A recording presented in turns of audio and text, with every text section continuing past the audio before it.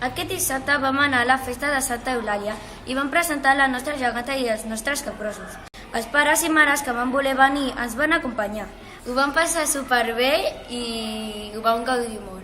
A més, van venir a filmar-nos els del programa Catacrat. El Fèlix, en Carles i 4 nens van tocar la música per fer ballar la geganta i els capgrossos.